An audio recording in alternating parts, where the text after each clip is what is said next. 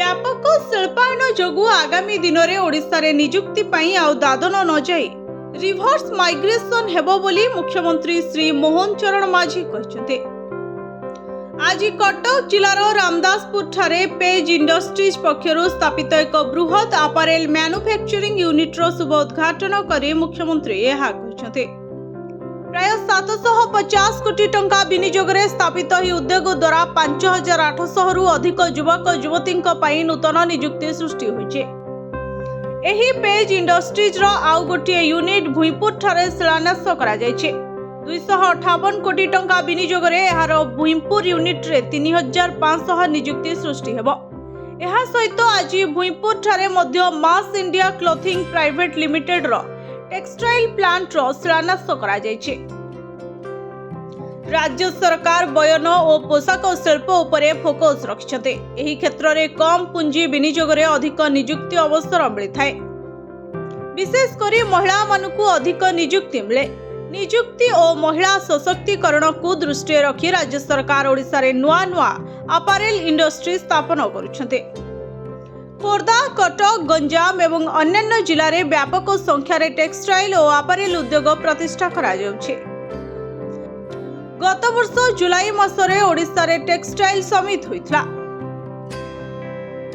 प्राय 7800 कोटी टंकार पुंजी प्रस्ताव आस्तिला।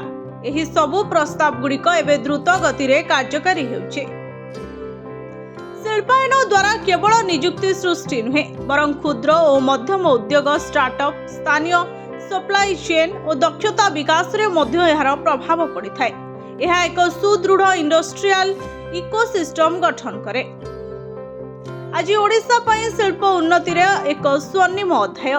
आज खोर्धा जिले में प्राय 41,000 कोटी टंकार अनेक शिल्प प्रकल्पर शिलान्यास और उद्घाटन करा जायथुवा बेले एही नुआ अपारेल यूनिट राज्य रे टेक्सटाइल और पोशाक शिल्प को आहुरी गतिशाली करिवो। आज दिन में प्राय 60,000 युवक युवती निजुक्तिर सुजोग सृष्टि होइछे, जहा ओडिशार युव शक्ति पई एक नुआ आशा जगाइछे। ओडिशा को पूर्व भारतर सुरट किंबा तिरुपुर भावे गढ़ी तोलिबा पई राज्य सरकार प्रतिबद्ध। टेक्सटाइल और अपारेल क्षेत्र में दक्ष ओडिया कारीगर मानक संभावना को राज्य रे ही उपयोग करबा पई नीतिगत सुधार और शिल्प अनुकूल परिवेश सृष्टि करा जायछे। राज्य रे अपारेल पार्क गुड़िकरे प्लग एंड प्ले सुविधा अर्थात जमी, बिजुली, पानी और यातायात सहित समस्त मौलिक ढांचा उपलब्ध करा जाउछे। यह द्वारा निवेशक मानक पई ओडिशा एक आकर्षणीय गंतव्य होई परिछे। टेक्सटाइल क्षेत्र में प्राय 7,212 कोटी टंकार विनियोग और 40,000 निजुक्ति सृष्टि लक्ष्य निर्धारित होइछे। मुख्यमंत्री एही अवसर में सालेपुर झियो स्वर्णप्रभा राउतराय और मयूरभंज झियो जमुना टुडू जे कि तमिलनाडु आसी ओडिशा टेक्सटाइल इंडस्ट्री कार्य करुछन्ते सेमानंको सह वार्तालाप करी तांकर अभिज्ञता और दक्षता कार्य प्रणाली विषय जानिबा को पाइथिले।